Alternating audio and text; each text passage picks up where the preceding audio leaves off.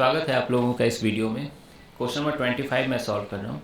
ये 24 से मिलता जुलता है।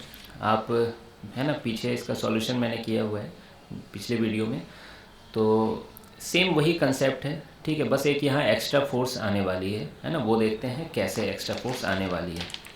ठीक है, तो क्या कह रहा है कि मान लीजिए कि पूरा प्रीवियस ईयर क्वेश्चन का जो सिस्टम है, यही सिस्टम था, वो एक एलिवेटर में रखा हुआ है। तो ये डायग्राम मैंने पीछे से लिया है। वो एक एलिवेटर में रखा हुआ है which is coming down with an acceleration a less than g, यानी ये एलिवेटर नीचे जा रहा है और एक्सीलरेट भी कर रहा है, लेकिन ये एक्सीलरेशन g से छोटी है। क्लियर है ये चीज़? g से ज़्यादा नहीं है, क्योंकि g से ज़्यादा होती तो कंटैक्ट लूज, ये सब पढ़े हो आप, खैर रहने दो। a है ना, लेस देन g है। तो देखिए अब एक्सीलरेटेड फ्रेम में अब ये सब मोशन हो रहा है, तो वही पहला पार्ट बोला गया था कि क्या फोर्स हो मैक्सिमम कि ये इक्विलिब्रियम में रहे, और दूसरे में अगर डबल होगा फोर्स तो दोनों की एक्सीलरेशन क्या होगी। तो क्या आप चाहोगे कि नहीं कि लिफ्ट के अंदर बैठ जाओ इत्मीनान के साथ और फिर ये मोशन को स्टडी करो, और आप जैसे ही लिफ्ट के अंदर बैठे, लिफ्ट के रिस्पेक्ट में आप मोशन को स्टडी कर रहे हैं, है ना, विथ रिस्पेक्ट टू लिफ्ट, तो क्या आप एक सूडो फोर्स लगाओगे? क्योंकि लिफ्ट है ना, खुद एक्सीलरेटेड फ्रेम है, तो एक्सीलरेशन नीचे है, तो सूडो फोर्स किधर लगेगी? ऊपर के डायरेक्शन में लगेगी। और कितनी लगेगी? मास बॉडी की एक्सीलरेशन a।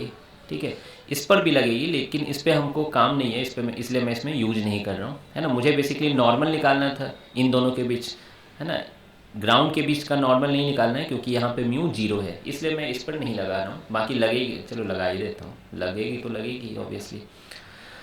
अब देखिए वाई डायरेक्शन में तो कोई मोशन नहीं हो रहा है ना। स्मॉल m वाले को देखिए आप, तो ऊपर की फोर्स इक्वल टू नीचे की फोर्स, तो ऊपर की force n plus M A है, और नीचे में क्या लग रही है? mg लग रही है।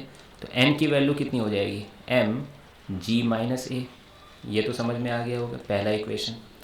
अब देखिए फोर्स F लग रही है, यहाँ रस्सी है तो टेंशन इधर लग रही है। अब फोर्स आप इधर लगा रहे हो तो टेंडेंसी इसकी इधर बनती है आगे जाने की, भले अभी मूव नहीं कर रही है लेकिन टेंडेंसी तो क्रिएट हो चुकी है। तो फ्रिक्शन किधर लगेगी? पीछे लगेगी। और कैसी फ्रिक्शन लगेगी? स्टैटिक फ्रिक्शन लगेगी।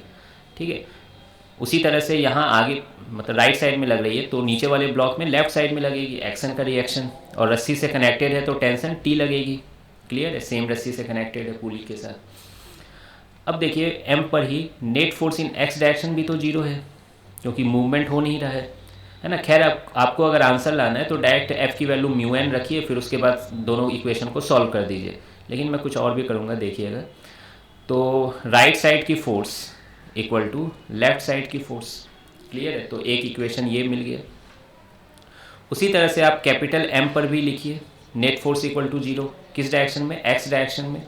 तो देखिए यहाँ तो दो ही फोर्स है, लेफ्ट में फोर्स में फ्रिक्शन है और राइट साइड में कैपिटल T है, तो कैपिटल T इक्वल टू क्या हो जाएगा? स्मॉल f हो जाएगा। ये रहा तीसरा इक्वेशन।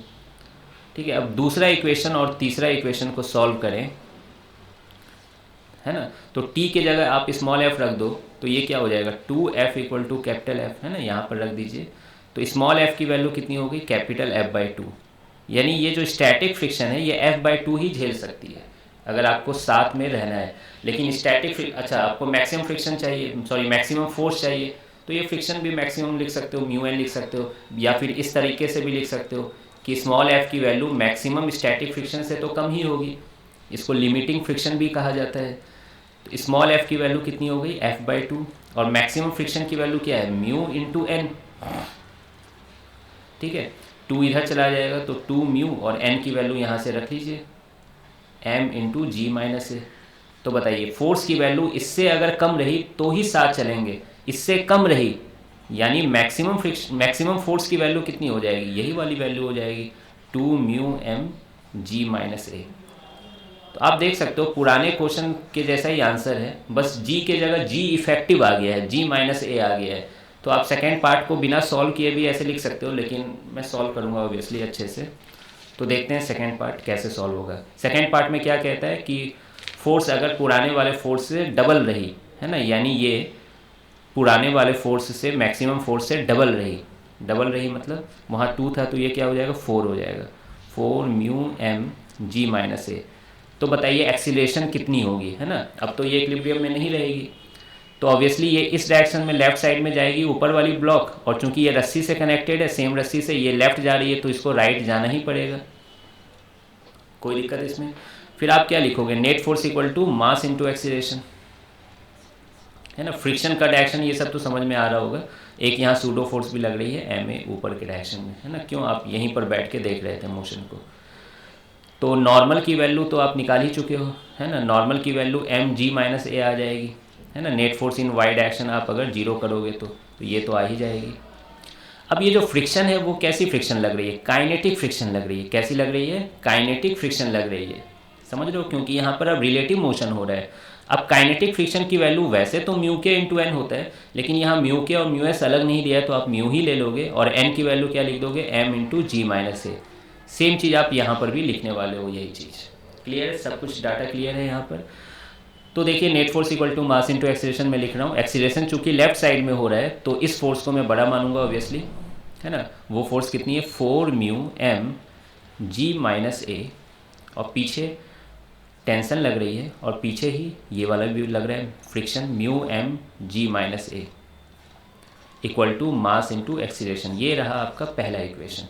उसी तरीके से दूसरा इक्वेशन लिखिए, राइट साइड में एक्सीलरेशन हो रहा है तो टी को मैं बड़ा मानूंगा यहाँ पर, टी माइनस फ्रिक्शन की फोर्स है mu M G minus A equal to capital M into A. ये रहा आपका दो इक्वेशन। दोनों इक्वेशन को जोड़ दीजिए, 1 + 2 कर दीजिए, आप आंसर के पास पहुँच जाओगे। Minus T plus T cut गया, ये सब्ट्रैक्ट हो जाएगा, 4 माइनस ये 2 हो जाएगा, 2 म्यू एम जी माइनस ए।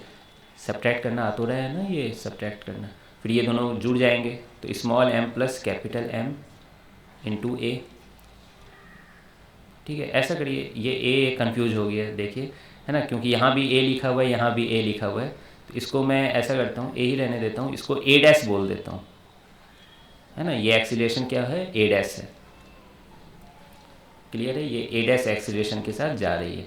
ए तो इसकी एक्सीलरेशन थी ना, नहीं तो पता चला इसको भी सॉल्व कर रहे हैं, तो ये ए डैश हो जाएगी। तो ए डैश इक्वल टू कितनी हो जाएगी, 2 mu M G minus A divided by small M plus capital M. ठीक है, तो ये रहा आपका आंसर तो आ चुका है, लेकिन मैं यहाँ पे थोड़ा सा कुछ कमेंट करना चाहूँगा, ध्यान से समझिएगा। ये जो ए डैश आई है, ये जो ए डैश है वो क्या है, विथ रिस्पेक्ट टू लिफ्ट है।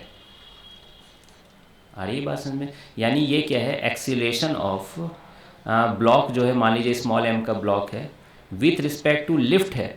लेकिन यहाँ पे तो ऐसा नहीं बोला था लिफ्ट के रिस्पेक्ट में एक्सीलरेशन बताइए, भले आंसर यही है, लेकिन मान लीजिए कि आप देखे होगे जब कुछ नहीं बोला जाता है तो एक्सीलरेशन अक्सर ग्राउंड के रिस्पेक्ट में होता है। ठीक है, तो मैं थोड़ा सा बस आपको, है ना, एक्स्ट्रा बता रहा हूँ यहाँ पर।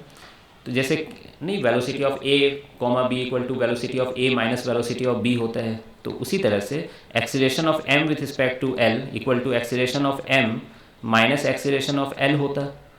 तो एक्सीलरेशन ऑफ एम क्या हो जाता, acceleration of M with respect to L plus acceleration of L हो जाता। क्या ये बात समझ में आ रही है ना? तो बताइए acceleration of M with respect to L क्या है, लेफ्ट साइड में है ए डैश, है ना, जो कि आपने निकाला है ये ए डैश। और एक्सीलरेशन ऑफ लिफ्ट क्या है, नीचे के डायरेक्शन में है, स्मॉल ए से। तो बताइए सही मायने में इस स्मॉल एम की एक्सीलरेशन ग्राउंड के रिस्पेक्ट में किधर होती, ये होती है ना। ये acceleration of M with respect to कुछ नहीं लिखा है तो यहाँ पे ग्राउंड है। ठीक है, ये इधर होती, समझ रहे, ऐसे जा रही होती। खैर यहाँ पे, है ना, क्वेश्चन पढ़ के भी थोड़ा फील आ रही थी कि लिफ्ट के रिस्पेक्ट में ही पूछा जा सकता है। ठीक है, कितना गंदा आंसर आ रहा है। बाकी आप समझ रहे हो ना, इन दोनों का रिजल्टेंट कैसे लोगे, √a' प्लस a²। खैर आप तो आंसर यही बोलो। तो फिर आई होप कि आपको ये बात समझ में आई होगी, है ना। मिलते हैं फिर नेक्स्ट वीडियो में।